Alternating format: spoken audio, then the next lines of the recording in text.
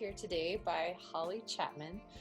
Holly Chapman's business, Wild Crafted Wellness, is an amazing cranial sacral therapy that she offers. And Holly, you also offer holistic nutrition and body work, right? Yeah. Yeah. You're just like a Jill of all trades when it comes to that like sweet alternative lifestyle. I love it. But I think I've worked with you in the cranial sacral realm and love what you do. Like I never really understood what was actually happening, but kind of looking into it, what you're able to do. Can you elaborate like a little bit about what cranial sacral like opens up for people? Well, I think biologically it's sort of this, you're working with the craniosacral system, which is really the system.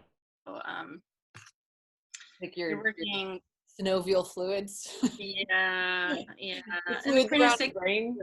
Yeah. Yes, exactly. All right. Craniosacral fluid, which is like, bathes the brain and then runs down your spine and to your sacrum. And so it's just, that's sort of the basis of it. But then, as you know, you kind of delve into every little bit that it touches, which is your body emotionally. I know, it's just all of it. Yeah, it's interesting. And well, like it said, like on your website, you talk about it's like unwinding trauma, finding the root causes of symptoms. And one thing I loved, like the finding the wisdom of your body. And I think that's, something that like, I didn't realize what was happening, but then once we kept working together in that, like really being like, oh, wow, we're getting into this, it's an interesting kind of therapy for me to like, realize like how much it does with so little movement or manipulation, Yeah. it's pretty rad. But I think your own body to heal, and it's sort we're really working together. It's not me doing it, it's like opening up your system to allow that space and healing that your body knows how to do. I love that. To do it as long as we get out of our own way, Totally. Well, I think you're such an amazing channel for that, and that you're so intuitive and can really kind of pick up on these subtle cues of the body and be able to, it is true, like you said, you're guiding people to learn their own wisdom. Like it's such an amazing thing. And I've just loved that about working with you, is that it is your intuition and the way that you can kind of like hold that space for someone is really, really powerful. So I love that. I'm excited for when you're back in action. I know that all the quarantine, stuff. But today we're going to talk about the topic, allowing transformation with grace. And the whole name of this series is Endure and Transform, Tools to Navigate Change with Grace. And I feel like, we are kind of shifting through this world that was, and really going through a whole transformation. And I don't think things will be the same.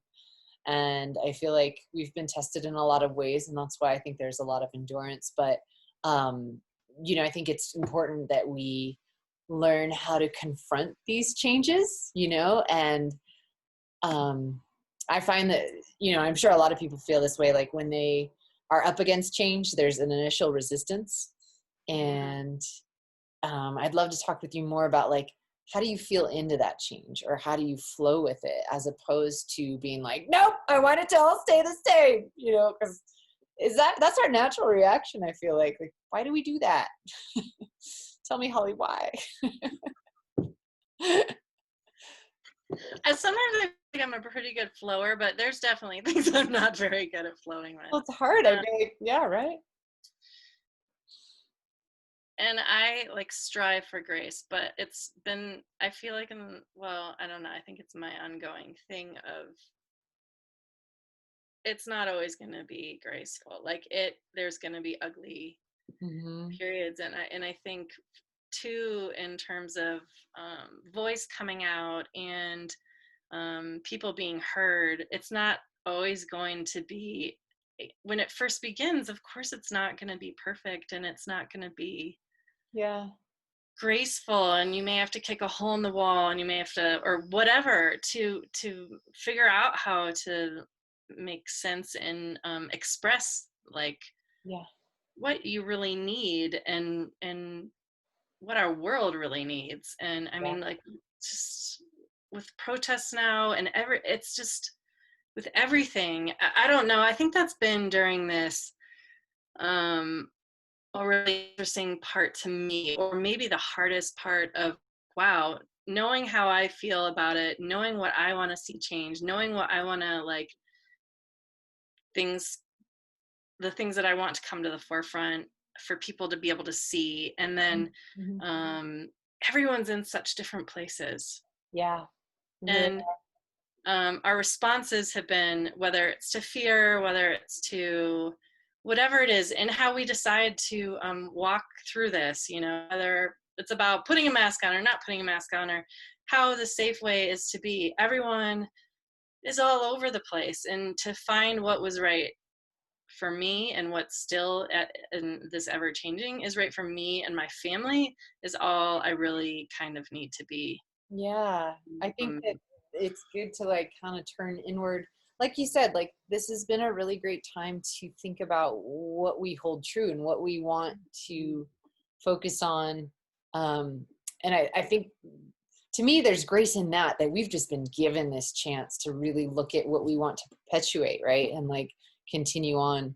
And I love what you said about like just choosing what's good for you and your family, because there is so much, often, I know for me, I feel like I want to like reach out and do all these things and fix all these things. And it's like, why don't you fix what's here at home mhm. first, and then your ripple effect is so much greater, if you can start in that center. Yeah.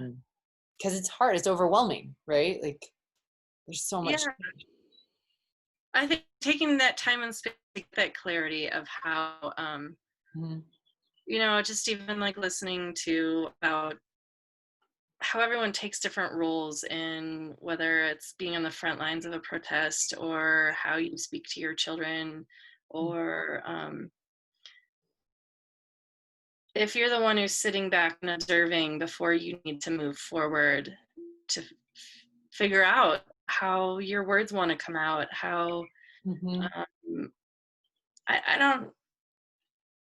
I don't think, yeah, I think taking that time to really get clear for yourself, and not just always like, well, everybody's going that way and everyone's going that way. And Yeah. Yeah.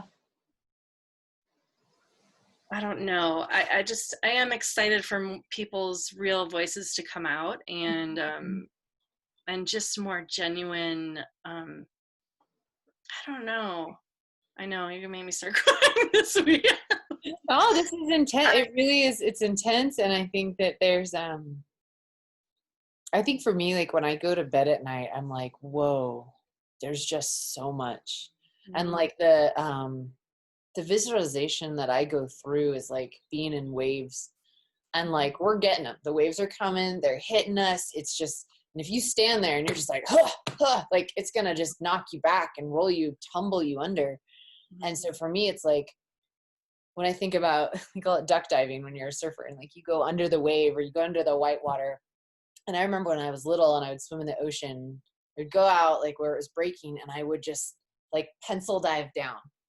And like my hair would get caught in the churn, which felt really cool. But underneath it was still. And it was like calm and quiet underneath that wave. And like that's where, like when I lay in bed at night, the place I go to, or when I meditate, like that's where I go to, is like, how do I get underneath this churn? And like you said, that's when you find what's true. That's when you are able to get to that clarity or find that place that like Mhm. has the answers, right? Almost, or, or at least the guidance. Like to me, that's where the grace is, is like being still. And I think, for some people, that's not their place. They are good at being on the front lines or activate, like they're good at that place. But for me, I know personally that's where my strength comes from, is being in that stillness. Um, Yeah. but I also think too, like that churn is distraction, that churn is fear, that churn is, anger and hatred. It's all these things that I think can take you away so fast and bring you to this other place that's not your true center. Mhm. Um, So I really love thinking about that, you know, like how do we get underneath that, like, and to be in that place, you know? Oh, that's so beautiful. Like you I took the mean, words right out of my mouth. No, and all the words you just use are like craniosacral words, you know? yeah, yeah, You know, being in that midline, that like, yeah, that I makes yeah, it makes so much sense. Well, and it's true, and I do this other practice, like, and I was thinking about this in terms of this kind of like transforming through all this, you know, that we have so much placed upon it of things we should do. yeah. And I have on my fridge that says, I will not should on myself today. And it's just because like there's so much. We're like, well, I should do this, but I don't want to. And you end up putting yourself in these positions because you should. And I did another practice that a friend told me about. It was like just laying in bed and like feeling, you know, anxiety in my chest and my stomach about the things I should do. And I just started like lifting them up and like taking them up and realizing in that center channel, like what started to flow and what was true in this, like, sounds a little woo woo and weird, but like this beautiful, like these colors came up, these like, just, you know, the answers, you know, Mm-hmm. for what I was like trying to process and like had so much on. But the minute I let myself just kind of like have grace in that, have some breathing room in it, like a lot of that came up. And it Yeah. was in the center channel. Like it was there. And I think that's what's so unique about your work is like how much truth is in that, you know? Mhm. And that the wisdom of our bodies that is there. You know, Right. I think that's what's really fascinating. Like, Right. and hold on, let's soapbox a little more. Yes. But like I think like the ability for us to change, right? Like you see that, right? How resilient our bodies are. Like, is that what you see a lot in your work? You know, in terms of that changing through stuff?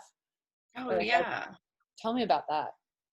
Well, say to me what you mean again. Like being able to see our bodies like going through something and being able to kind of work through it. Hmm. Um, but like you said, or like you said with cranial sacral, like you teach the body to like heal on its own. Like what actually happens? Like what's going on? I How Yeah. do we teach ourselves to heal? Well, you don't even need to teach. I think that's the thing, is we Mhm. already know it. Our bodies already know it. Our minds might not So is it totally. just Our unlocking minds could it, be or way, but yeah. So really, yeah, giving that space to, and time to kind of let it. Oh, right. You know, it's sort of just like acknowledging your system, like, hey, yeah, right, thank you for taking care of me. And you know how it, like, right when you started to, it's like sometimes it takes a week or a month or something, and even for your body to like, your mind to stop, to slow down, and to allow, like, people sometimes get on the table and they just want to talk, right? But so there's talking through it, and then there's the kind of chatter talk. yeah, And then when that can stop, and then you're in that, it is that almost limbo state that you can be in, that your body's really, that's when it starts to like, your body can start to take over, and you're like, whoa, wait, I was there, but that was happening. And that's really sort of when you're getting out of your own way, and your yeah. systems like, and then the connection of the two systems. Right. Because I remember when my teacher said to me, he's like, okay, you learn it and then let it go. Because now you've had enough work on Huh. your body, that your body knows where it should be. So every time you touch someone else, your system's talking to theirs. And Whoa. without, he's like, get your head out of it. Every time I start to be like, what's going on? And I get too much in my head Yeah, about it, it's a different treatment for people. experience. Interesting. The Interesting. more I get out, and our bodies can just be like, oh, you know, Wow. energetic Well, part of it that yeah. takes over. That's amazing. I think you're so right. Like when you can eliminate that chatter and get into that like limbo system. And I feel like, granted, this is on a bigger picture, but like through quarantine, it is lifting that chatter Yeah. and allowing us to get into that limbo state, or, you know, like that, like settled state. That parasympathetic state, that rest and digest of like your Mhm. body can rest and then digest, Yeah. literally, figuratively, of like Yeah. digest what's happening in the world, digest food in your body, Yeah. that everything's, you know, Yeah. so And I think too, we have a choice at this very moment, to either like put the TV back on, get back on social media, like keep the chatter going just because that's a safer place for a lot of people. It's just what they know and they like want to be in. But I think there is this awakening to the beauty of that yeah, settling, and this is where that, why I call it like that endure and transform. Like, how are you allowing for that transformation? Like, how do you choose to be like, you know what, I'm going to sit in this uncomfortable still place that might feel uncomfortable, but like you said, like when those connections start to happen and you're like, oh, hmm, like there's magic in that. It's really like an incredible thing to kind of open your eyes to, but you have to be aware of it, but not trying to right, make too much sense of it, right? Like at the same time. yeah. I When you said that too, it makes me just think of like we've all gotten to be, or not all of us, the lucky ones of us who've been able to actually just be at home and have Yeah. to worry too much. But to have been alone and then um I think with the protests and with peaceful marches and with people coming out on social media or whatever and connecting in this way, we've all separate, and to be able to come together, a lot of us at least, Yeah. and um, in a beautiful way to be, Yeah. I'm like, I, I don't know, to be able to stand up for our other humans in this world, and so much of it has been really beautiful, Yeah. Yeah. so much of it, and that reconnection, it's like, yeah, I'm like, well, I could be an introvert, I don't need anything, and then I've noticed when I have seen certain people, I'm like, oh my god, it Yeah. just Yeah. has been really nourishing for my system to have that, um, and so yeah, moving forward, it's really, I think of that all the time, it's gonna be interesting how I can um, decide how much of that I need, Yeah. mm, daily or weekly or whatever, and how much I need to be connected and then disconnected, Yeah. so that that transformation can continue, and not just like, and we're going to go back there to that. Yeah. No, well, there's no way we're going back there to I that. know, and I'm afraid of that. I don't want to go I back. know.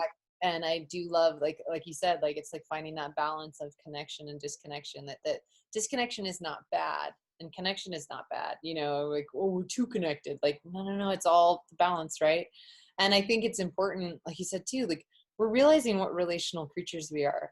And what medicine there is in being able to connect with fellow humans and being able to like resonate with them and be seen and be witnessed and like share our struggles, or especially if we're all going through these things at the same time. Like I have found that I have never talked to my girlfriends more than ever, like just always having to like kind of process through things. It's become really powerful.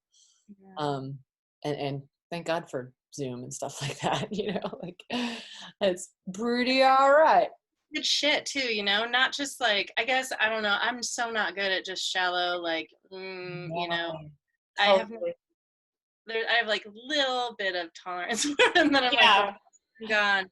So I think it's a lot, and it's a lot for our systems to process, but at the same time, it's what we need to be doing right Yeah, now. it's a There's cleaning no of more house. bullshit. Yeah, exactly. Um, Cleaning your emotional house, I guess. yeah, It feels really good. it does. I feel like a little weird being like, I really love this, but like, I what know, can I do? you know me, like, Yeah, no, it's good. yeah, yeah, Well, and I think, if we can hold on to that new place and kind of keep moving towards that, like, I do think that there will be a really beautiful transformation. And, and hopefully there's enough of us doing that. I know I was with I think someone the that, other day. It's like, yeah, no, we don't really have that choice. And I was like, I know. I find like in my world of woo and like, you know, this new agey kind of stuff, like people are like all about it, but then I have to Yeah, realize that's not everything. Yeah. So yeah, it's interesting. But I mean, I feel like that's our part in the collective is like being able to change from here and let that light continue out and continue to radiate. And like, what a yeah. beautiful transformation that I think we can see, you know, should we continue that. So it's good work. Good work in the world, you know, best You're we doing can good do. work. Trying, lady. Trying all the things. Well, thank you so much. I appreciate you chatting with me about allowing transformation with grace. It's all good stuff. And I really appreciate your wisdom. It's always fun to talk to you. A Mm, blast. Thank So, you for creating this. my pleasure. Thank you, Holly. Thank you guys so much for joining us. Today we have Allie Armitage with us to chat about a wonderful array of topics. Allie is a life coach, teacher, and writer, and she helps people create vibrant, fulfilling lives that feel true to who they are on the inside. Her approach blends self-awareness tools with an entrepreneurial framework to inspire people to navigate with more clarity, possibility, purpose, and magic. I love magic. As Allie has begun exploring her own insight through entrepreneurial worlds, she's found an opening of doorways, evolution, learning, and growth. She has led workshops globally across the US and now virtually, as we're seeing. So, and she also works with individuals one on one. And you can find her. We have all of her information listed below, her email and website address, as well as Instagram. Great ways to follow you and find out about things that you're doing. Like the other day, you did an amazing online writing workshop, and I love that you're offering little things like that. And it's so wonderful to. We're in this new world of virtual sharing, so that's fun. Yeah. It's Oh, wild. Well, thanks so much for being here today. I really appreciate it. yeah, totally. Thank you for having me. My pleasure. So we'll start. We're gonna jump right, and we are going to talk about allowing transformation with grace. This is kind of the big part of this series. It's called Endure and Transform: Tools to Navigate Change with Grace. And I think right now, more than ever, we are faced with so many changes and different things coming up. You know, there's a lot coming at us. Hence the enduring. I feel like I'm kind of like, okay, I can make it through. I can make it through. And, you know, finding that stamina almost to keep Yeah. going. But I think that the transformation is inevitable. And I'm sure you see that. And I imagine working with your clients, you see that too. It's like, there's no stagnancy here. Like we can't stay the same. So like, how do you speak to that? Like, what kind of changes are you experiencing personally, like as you go through Mm, this? mm, that's a great question. And I think one of the things that after the initial grief and anguish and frustration with You this have to moment, go through. which we have to go through, You can't just get to the grace at the end. nope, fortunately, there's all the parts, or Yeah, fortunately, I don't know, that's human experience. right. And there is also this like like change in the moment, also this like really potent transformative, Yeah. portal to something else. And so to get to that part where okay, now I'm in the place where I can kind of move with what's happening. Yeah. There is a real beauty to that. I've for sure, had so many plans at the beginning of this, like launching a new like whole offering, like way of being in the work that I do, and um, moving out to New Mexico, which is a huge new move, and kind of having like the plan of where I was going to live and all these things, and just like COVID stopped all of it. And it's been a big like going through the grief, the frustration, and also then realizing what is here, like after the grip and then the release. There's also like so much new that is like ripe and at the surface and is already here. And once I'm really willing to meet that and what's actually in front of me, um, it's just really incredible Yeah. to kind of go with that process and kind of see what is working for us, as much as it's also painful. And I think something a friend of mine and I were talking about recently is like the reckoning with like pain and hard stuff is really a part of life, and we go through cycles, and Yeah. destruction and change is natural Yeah. actually. Yeah. And the more we can kind of get with that Uh-huh. Uh-huh. or find our way onto that, like, cycle and flow, then I think the transformation will begin, and we can start to like tune into the things that are really like ripe for change for us. Totally. And I think to speak to your point about like really sitting in that pain or enduring it like as part of the human experience, I think that's something that so Yeah. often we try to avoid. Like, what is it about pain that we're like, nope, nope, can't go there. That means I shouldn't do this. And it's like, no, no, no, no. Like, pain is not like something to be avoided.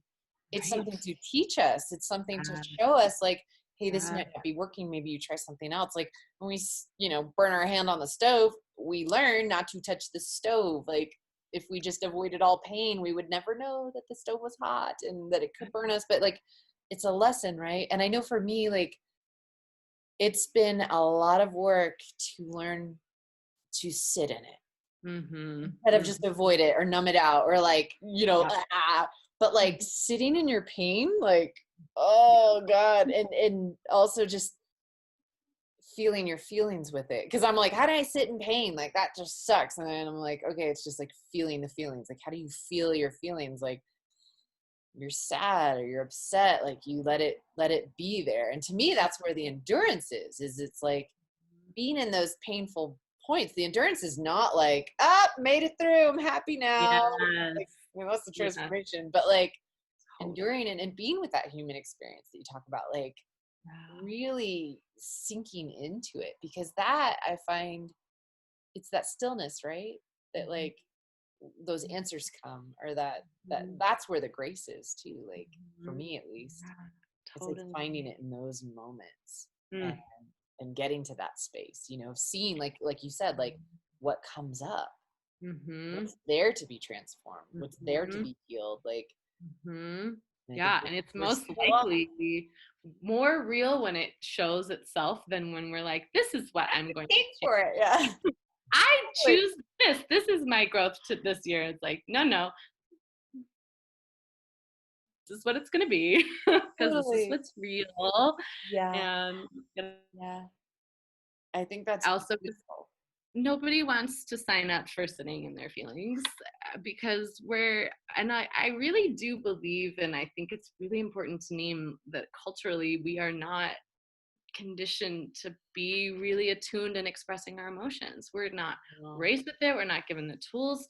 We're not asked to like see that intelligence within us. And Yeah. so it is really challenging, even if we intellectually know Mhm. that's what would be wise. Mhm. It's rare to get a lot of signals from the world around you that that's what you should be doing. So I always try to like turn the mirror around, and instead of beating ourselves up for like, oh, I'm avoiding all these feelings, it's like, well, of Yeah. course I'm avoiding all the feelings because Yeah, nobody's exactly. asking me to do that.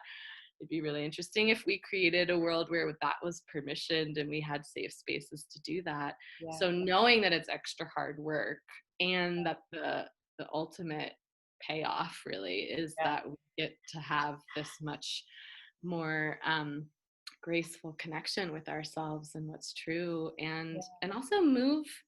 I really think anxiety comes from like stuck emotion often. That's just a personal belief I've been Yeah, finding, I could like feel when we that. can't let it go somewhere. And like letting our emotions move is really powerful for allowing ourselves to like flow into the other side of them, and to Totally. get out. Like you won't stay in fear forever, you won't stay in No. pain forever. And I There is think that's another that's a good thing to tell yourself, right? Like, and I have side. to remind myself, like, this Yeah. isn't forever. This is just right now. It's okay. And I think that's where the alchemy happens, right? Like Mhm. where that is transformed into that nugget of gold, and like Yeah.